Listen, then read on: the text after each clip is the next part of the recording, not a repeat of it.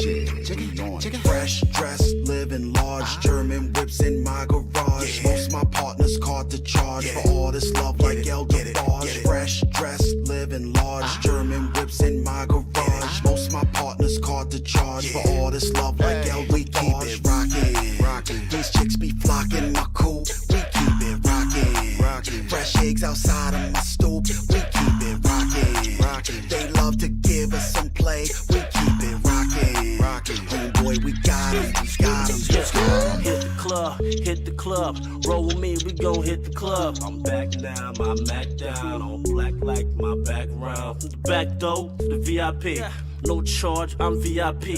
Jesse James don't need ID, reppin' FAM9D. Now go hop in the truck though, baby girl gon' move on.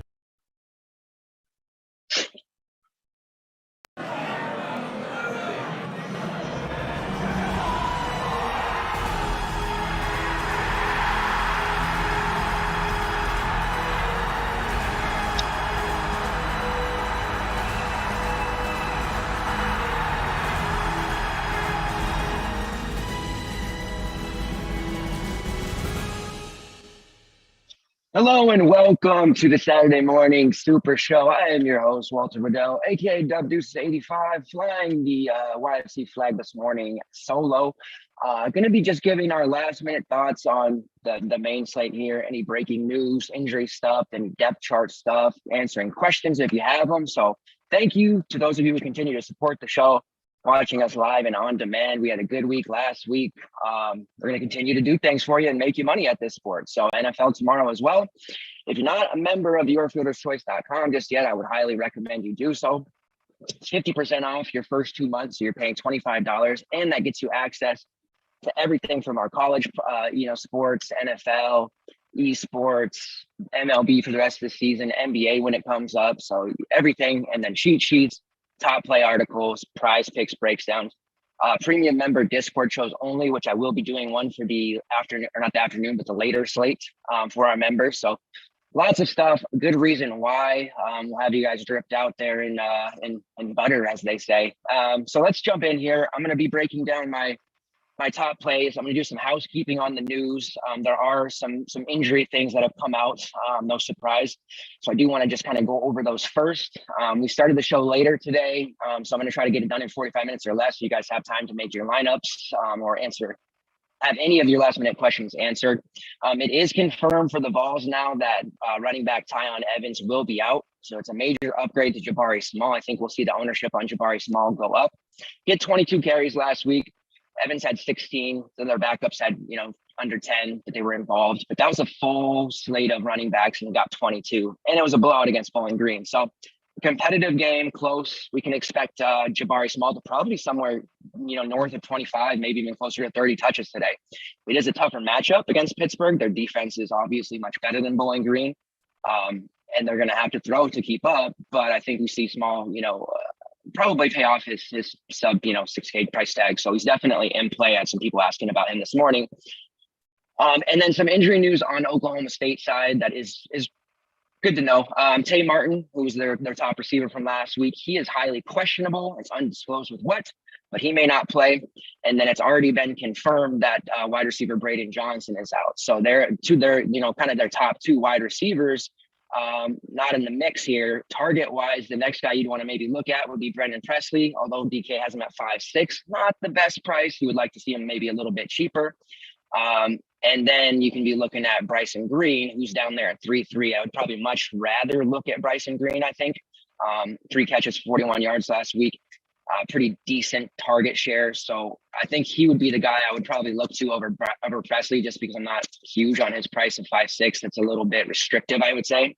And that's pretty much it for the news. Looking at Bryson Green too, by the way, he had 8 targets last week, and he gets spent, Sanders, the better quarterback of what Oklahoma State has today. So a much better, arm to throw him the ball. So don't sleep on Bryson Green. I think we'll see his ownership kind of creep up as well. All right, now let's jump in here, talk some quarterback stuff. As far as who my favorites are, I think it kind of starts with Sean Clifford. We know he's a beast.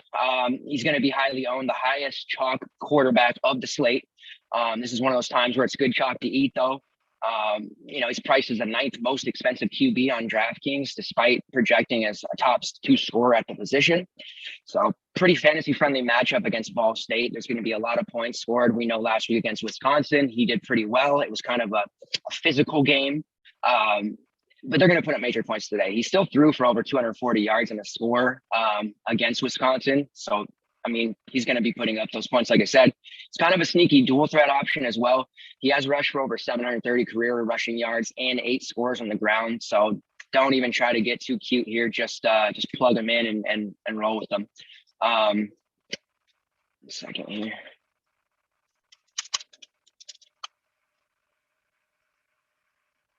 Just making sure I'm not freezing. Sorry, guys. All right.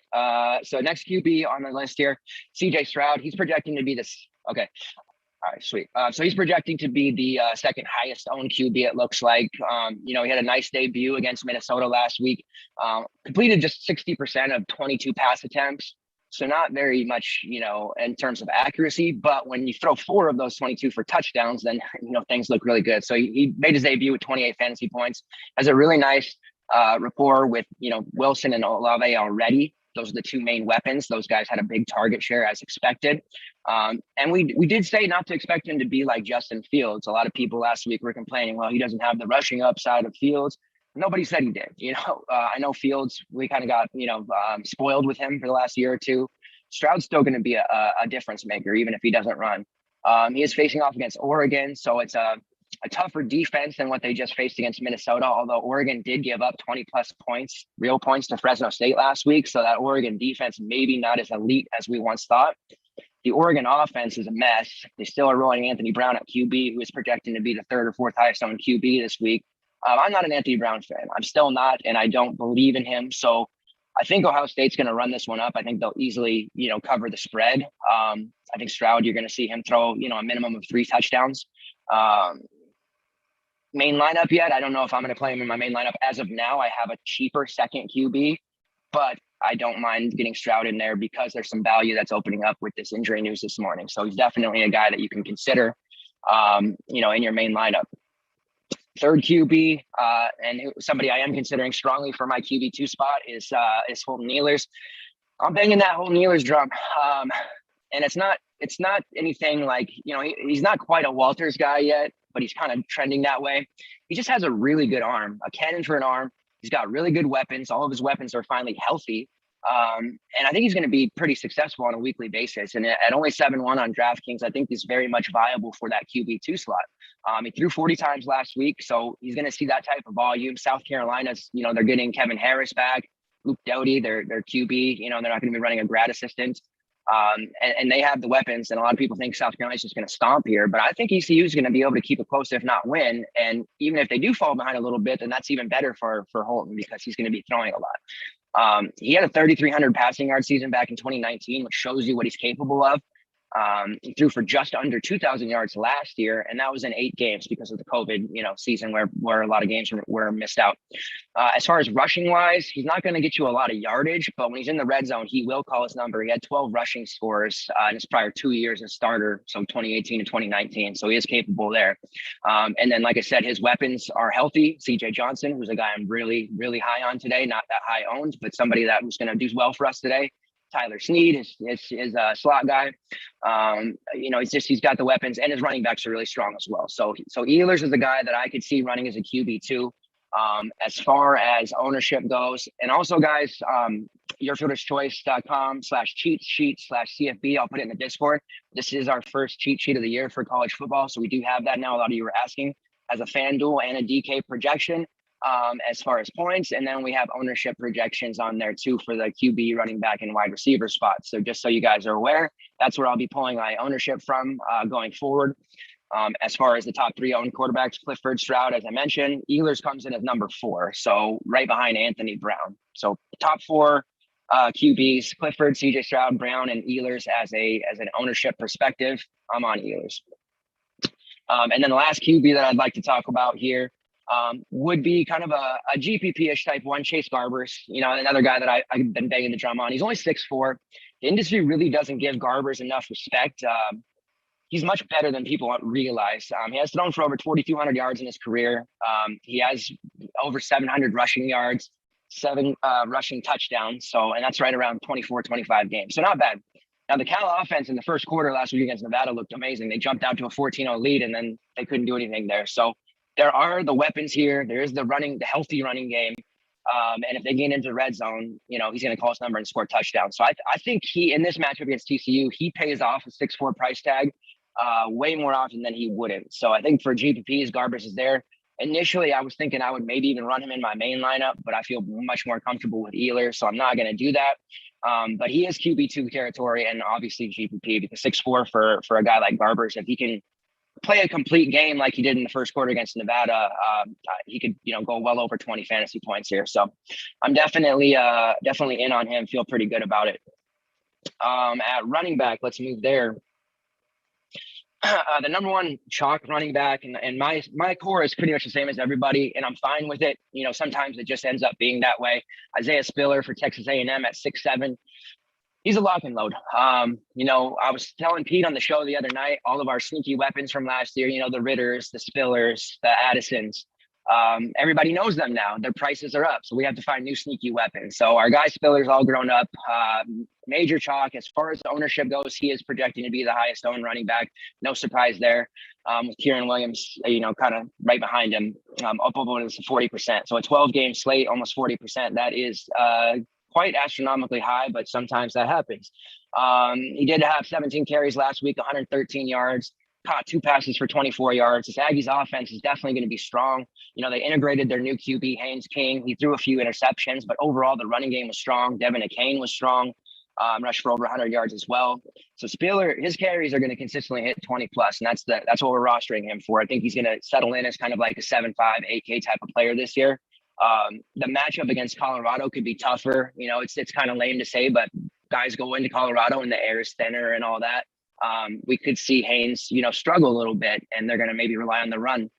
So I could see Spiller getting a lot of work here. His backup Kane, a lot of work. Spiller's just a really safe play. GPPs, I think you can get away from him at that 6-7 tag, but in your cash game, single entry, high dollar stuff, you definitely want to be running Spiller. That's just the way it's going to be.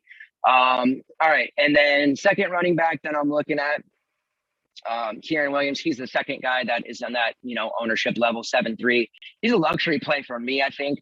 But if you can fit him, he's going to see 20 plus touches. He only rushed for 42 yards on 18 carries. Definitely going to see him run a lot more today. The nice thing about Williams is if the ground game's not going, he's going to contribute in the passing game. And we saw that last week when he caught 6 passes for 83 yards and a long touchdown against FSU. So his floor is very high. I get why the ownership is there. Notre Dame should have a much easier time against Toledo. Toledo is a high end, one of the top MAC teams. So it's definitely not going to be like a situation where they win by 30 plus, I don't think. But it'll be enough to where Williams has to stay on the field and he can find room to do what he needs to do. And then kind of a running back, maybe a sneak play where I don't think there's going to be a lot of people on him. And it makes sense, why not? But Brian Koback for Toledo in the same game. I am a fan of his. I think this is going to be a year where we can target against Notre Dame's running attack. Their secondary strong. They have Kyle Hamilton, safety. He's probably going to be a top 10 pick the way he looked. He had 2 interceptions last game. Definitely don't want to be challenging the secondary of this team. Quarterback and receiving weapons for Toledo are okay. They threw the ball at a very high rate last year. They had a different QB though. Koback is involved in that passing game.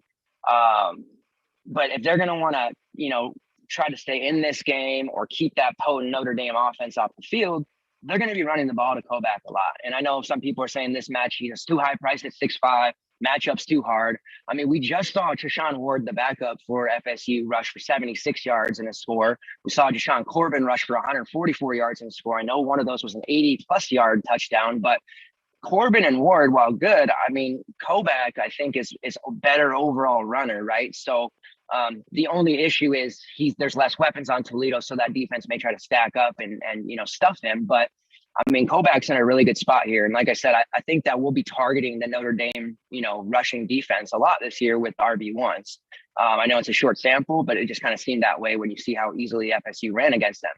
Kovac's a very violent runner. He's a contributor in short passing game. In 3 seasons, he's rushed for over 2,600 yards. He has 32 touchdowns. He's also caught almost 40 passes for 355 and 4 receiving touchdowns during that same time frame in 3 years. So last year, the COVID, shortened season, the MAC teams only played each other. It was a 6-game season for them. He was targeted 30 times. So it's just 6 games, he's going to get his work. And if Toledo, like I said, ball control, keep Notre Dame off the field, their offense at least, you could see a heavy dose of Kovac.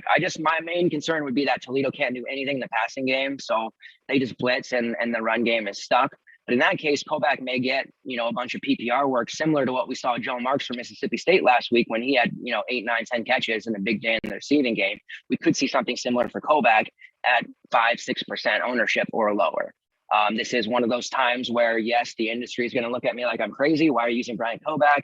We do have a good track record for these types of plays. Obviously, nothing is 100%, so it could very well blow up in my face, but I do feel pretty confident in Brian Kovac. And then we'll circle back around and talk about some others, but I do want to mention Breece Hall at 8K. His price has dropped to 8K from the 9K range. Ownership expected, I thought it was going to be low, but it looks like people are starting to, talk themselves into him. It is a really cheap price for him. He's probably going to be the lowest owned that he's been in a year at least. Iowa's a tough matchup, but I think people are overreacting a little bit. All this, Iowa +4 betting. I do think Iowa State wins this game outright for what it's worth. Hall did get a lot of work, 23 carries, 25 touches overall, but he only generated 20 fantasy points. That Northern Iowa rush defense that we said was pretty tough ended up truly being tough, even against Breece Hall. So the fact that Breece Hall can have a dud game and still put up 20 fantasy points really tells you all you need to know about how good Breece Hall is. So I think he's an excellent GPP target. If you can fit him comfortably without sacrificing the integrity of the rest of your lineup, you could roll him in your main. He's going to get a lot of work against Iowa. It's a low total, but the thing is, he may not rush for a ton of yards. It may be like, 80 to 100, but I think Hall is going to end up scoring, at least 2 touchdowns. I have a feeling that's going to happen. See, in the 2 years he's been there, he's rushed for over 2,500 yards and a total of 34 touchdowns. So he's typically going to get his, and that's for damn sure. All right, Spiller Show, absolutely. All right, let's go to wide receiver here, and then again, like I said, we'll circle back around. Wide receivers, Garrett Wilson is a no-brainer type of play. Everybody's going to be on him. Ownership-wise, pulling up our cheat sheet, he's projecting almost 40% owned. The next closest is Jahan Dotson and Justin Hall in the mid-20s, and then nobody else, above 19 with Parker Washington. So those are your chalky wide receivers. Garrett Wilson, there's really no reason for him to be this price. I know Olave, he went off 4 catches, over 100 yards, touchdowns, whatever. But Wilson was still targeted a team leading 11 times to Olave's 8. I just don't understand why he should never be priced under 7K, let alone under 6K. So Garrett Wilson's probably going to be over 40% in the high dollar in cash. We may even see 50, 55%. Although last week, everybody was talking about Whittington. We were high on him. I thought he was going to be well over 30%, and he came in at 15%. So maybe people are falling asleep. I don't know. More casuals playing. Anyways, Olave targeted 6 times. Nobody else in the passing game was targeted more than twice. So this is just a really no-brainer type of situation for Garrett Wilson. So don't have to overthink it. Moving over to the Penn State-Ball State game, there's a lot to like from this one. Mini game stack it, if you will. I think I'm starting with Parker Washington because he's 4K. Dotson's getting a lot of ownership. He's 7K. He's a great play. He was targeted 10 times, caught 5 for 102 and a score. Parker was targeted 6 times, caught 4 of those for just 47 yards. He'll find a lot more room with the defense, kind of tailing or trending towards Dotson. Washington should be able to have a big game. And we've seen it before in these type of situations. Last year, there were games where Parker Washington out-targeted Dotson because, he was drawing double teams. Washington's way too cheap at 4K. I think for me, he makes sense as the cash play or main team play, with Dotson being a high-end, high-level play too. I typically like to go a little cheaper at wide receiver in my main build on these slates, especially early in the season. So that's why I kind of lean Parker. I think he'll have similar output as Dotson for 3K less. Justin Hall and Johannes Tyler for Ball State. Hall's 6'3", that's a cheap price for him. Tyler's 4'2". You could stuff Parker and Tyler into your lineup for 8.2K and get, a combined 15 targets today. Flint's going to be looking, their way. Ball State had 3 receivers last year that received 60 plus targets. Antoine is gone this year, so it's just Hall and Tyler, little Jaysean Jackson maybe. So I think correlation-wise in your Penn State stacks, rolling one of these guys makes a ton of sense. Hall's the primary guy who's targeted 63 times last season. He had 49 catches for 670 yards and 4 touchdowns. Tyler had 42 targets for 602 yards and 8 touchdowns. So, and he was targeted a team leading 70 times. Tyler's discount is more, I guess, appealing to me just because he's cheaper, but I think either one are fine. When I'm pointing to ownership here on our sheet, Hall comes in, as I said, the 3rd highest owned. It looks like Tyler's kind of, maybe people are sleeping a little bit. He's down here past like 12 or 13. So maybe Tyler's a little bit of a sneak play here at 4-2. People are they don't need the value perhaps, but he's definitely a good play. He's going to be that low owned. I have no issue rolling 2 of the cheap wide receivers from this game. All right. And then lastly, CJ Johnson. And this is another one where I'm kind of probably be different from the rest of the group, but I am seeing ownership trending up for Holton Ehlers. His number 1 target is CJ Johnson. He's 5.4K, fully healthy. The guy's a total burner. I'm really expecting a big statistical season from him. He was targeted his first year with the team back in 2019, 95 times. So a full healthy season from him, he's going to be a highly targeted weapon down the field. Caught 55 of those for 922 and 4 touchdowns. Last year, he dealt with injuries. He played in games with injuries, missed halves. He had 48 targets, caught 19 of those for 405 yards and 6 touchdowns. So a full, true, healthy season. I think he's going to sail over 1,000 receiving yards and probably at the end of the day end up somewhere between 6 to 8 touchdowns. Last week alone, he was targeted 7 times. So it's not going to be long before Ehlers connects with him on a long ball. I think he has, 20 plus fantasy upside here, could wind up being a top 3 scorer at the position. And he has almost no ownership. It's one of those, maybe it feels too cute type of plays, but he's definitely a guy that's going to produce. And if we think, with people jumping on Ehlers, if we think he's going to produce, it's going to be to CJ Johnson. I mean, he has this guy, Tyler Snead, in the slot that he likes. He has Omotoshi, as his outside guy, Omotoshi. Hatfield's pretty interesting. Jay's Hatfield at 3.5. So there are weapons to target here, and he will spread the ball around. But at the end of the day, CJ Johnson is a guy that is just a game breaker. So I like him a lot at that 5.4 price, and kind of going with a little bit more of a balanced look at wide receiver as opposed to paying up there. All right, so we'll on the screen there in a minute, you're going to see the top plays just kind of summarized there at each position. While we see that, I'm going to bring up a couple of other plays. If you guys have any questions, feel free to ask those.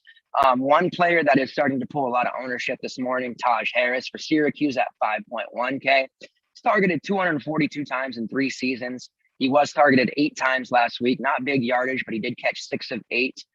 Syracuse, if they're going to beat Rutgers, obviously he's going to be a big time targeted guy. I don't think he'll be this cheap for long. So if you're less comfortable with the CJ Johnson play, the field is going Taj Harris at 5.1, definitely a good play. If you're looking for a couple options, for your GPPs to kind of come off of that Harris chalk, Nico Remigio for Cal is 5.2. He looked really good last week. He was targeted 10 times. He caught 7 of those. There's only 22 yards, but he did have a touchdown. And Barbers is going to look to him a lot as kind of like a safety valve, baby blanket type of play. And then for TCU, I want to mention Quentin Johnson, who's 5.1, their WR1. And then Nebraska transfer JD Spielman at 3K. So Johnson's kind of that electric burner type player. He was targeted 7 times last week. So, he's a guy that I think is going to have 800 plus receiving yards at the end of the day. He's cash team viable, I think. Might be falling through, a little bit, but for GPP, he's definitely in play. Like JD Spielman is interesting, right? At 3K, in Nebraska, he was a big time producer. He had his 2020 cut short last year. He only played 3 games because of injuries. He did catch 5 passes for 56 yards in those 3 games, showing he's involved. But the big thing is last week, he took both of his targets. He brought him in. He had 26 yards, and one of those was a touchdown. So the Horned Frogs coaching staff, even though he's not starting, they want to get him the ball. He's going to have to be very efficient with his work and his snaps. I don't think he's ever going to see, at least right now, more than 8-9 snaps. But when he's on the field, they're going to be looking to him. So they're very valuable snaps, I guess, is what I should say. So 3K is a really good price for him. I'm a fan of that, and I'll be looking to him, in some of my GPPs. All right, cool. And then as far as some other plays for Running back, we mentioned Jabari Small as a guy that to look at because of the injury to or Evans going through COVID. Noah Cain, 6'4" for Penn State. If you're looking to maybe, fade the field a little bit on that Penn State passing game, Cain's really safe. He's at 6'4". It looks like Kaylee and Devin Ford are not going to be involved as much as maybe we thought. However, Baylor transferred John Lovett, who was questionable. It sounds like he may play, though. He's going to get touches, too. So that's why Cain's more of like a GPP type of play to me, because I do think Lovett's going to end up pilfering touches at the goal line. Cain did catch 5 passes, though, last week, so he has value in the passing game.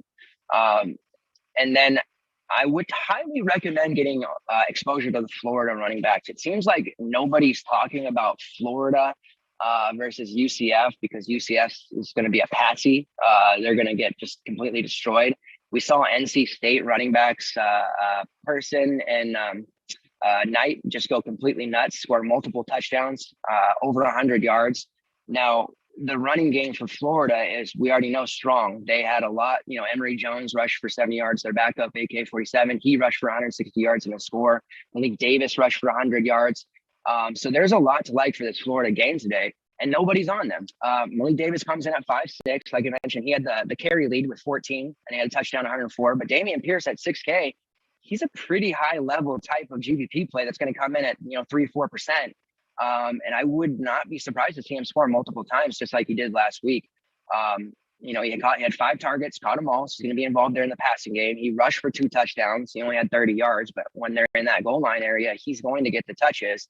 And we already know that UCF is not going to be able to stop the run. I do suspect that Florida will try to test their run out or their passing game out, try to, fine tune it heading into next week in a much more important game. But at the end of the day, they need to score touchdowns. They're going to look to their guy, Dameon Pierce and Malik Davis. So those are some sneakier plays at the position that I think could do well, and that literally no one's talking about. And then a couple sneakier plays at quarterback. If you want to find the salary to go up to like a Jack Cohn at 8.9 or a Kenny Pickett at 8.5, Kenny Pickett, 50-year senior, master of this Pittsburgh offense, completes at a high rate. He completed 73% of his passes off that blowout win against UMass. A lot of people are trendy picking Tennessee to win. I think Pittsburgh takes this one, man. I think they're going to win. He's got our guy Jordan Addison, who's unfortunately kind of high price now. Taser Mack, really cheap at 4.4. Mack was a guy that had over 100 targets just 2 years ago. So he has the adequate weapons. It's just a matter of his running game, being good enough to keep the defense honest. And then Cohn, shoot, don't call me a game manager, Jack Cohn, right? They were super explosive. He threw for 4 touchdowns, 360 yards. I could see him doing something similar, maybe not the yardage, but definitely the touchdowns against this Toledo defense. But at the end of the day, I think they want to get that running game going because they couldn't last week. So GPP, though, you could run a Cone, Austin, who I love, and then Baby Gronk. That could be, one of your large field tournament mini stacks for the Bink. Definitely think that's a good move. All right, let's go to Prize Picks. I don't see any other pertinent news at the moment. As far as Prize Picks goes, I have 5 or 6 here that I really like. Desmond Ridder over 44.5 rushing yards. That's way too low. I know they're playing Murray State, another patsy, but I think he hits 50, at worst. Sean Clifford over 232.5 passing yards. We're loving that passing game. Expect him to hit 250 plus. I also wedged in there Sean Clifford's over 22 fantasy points, which I like. Garrett Wilson over 0.5 receiving touchdowns. I think it's almost a mortal lock for him to catch a touchdown. Isaiah Spiller over 19.5 fantasy points. Definitely like him there. And then I put Dameon Pierce over 14.5. Maybe that seems a little high, but only needs 5-6 catches, a pair of touchdowns, and he's basically right there. And against UCF, I think we're going to see that happen. So those are my favorite Prize Picks. I will have an article put out here shortly for the afternoon slate, not the true afternoon, but the afternoon night slate, I guess, that starts at 7 p.m. Eastern, 4 p.m. Pacific. There will be some Prize Picks attached to that. Also, we'll do a live Discord, kind of just hashing over my core, talking that over, and then the 5-game late night slate later today, which is the West Coast teams that we feel we have a pretty good edge on. Last week went really well. We'll have something for that too. Maybe not an article, but something in Discord for the premium members. So Again, this is our first week for the cheat sheet, so keep that in mind when you're looking at it. I think you want to get into the habit of at least looking at that to see ownership where it's trending. Use that with my top plays article and the shows to kind of give you an idea for a baseline, so you know where the ownership stands for your core build for cash games at least, and then where you can be different. You know, some of those spots we said where like CJ Johnson or Brian Koback, you know, maybe Johannes Tyler. There's a lot of different leverage spots to go. And we saw that last week. You know, we were very happy with the way Desmond Ridder played. The field was on Rattler. We got Ridder low owned. Whittington was low owned. Letty Brown was low owned. So a lot of these lower owned plays that are working out for us already. And that's what we really pride ourselves is getting away from that group thing, and doing damage with some of these leverage spots. Again, nothing is 100%, but if we put ourselves in position to win every week and be competitive, then that's really all you need, because we feel confident enough that with the cheat sheet and our top plays article, you're going to hit at a high enough rate, 70% plus, to be a profitable player. So that's everything going on for the show. Try to keep it simple there. We have about 25, 30 minutes before lock. Get over to the premium college room. I'll post anything pertinent. If you guys have lineup questions or there's any late breaking news, that is where I will post it. Again, go to yourfielderschoice.com. Sign up. There is a 50% off for your first 2 months, so $25. Like I said, get you access to everything. If you're watching the video right now, please hit the like button below. Helps us within the YouTube algo get our content seen. The more we're able to be seen, the better content we're able to make, the more money we're able to help make you win. So definitely going to be a lower scoring slate. I feel good about it though. Like I said, expect in the next couple hours, maybe like 2 p.m. Pacific, 5 p.m. Eastern, I will do a premium members only Discord live to break down that 8-game slate. So thanks, guys. That is pretty much it. I want everybody to have a good experience within DFS today, win some of that money. There will be a lot of NFL winners tomorrow on the casual side that have that money burning a hole in their account, and we'll bring it over to us in our college football and graciously hand it over. So be ready for that. NFL season is here. Thanks, guys. Best of luck.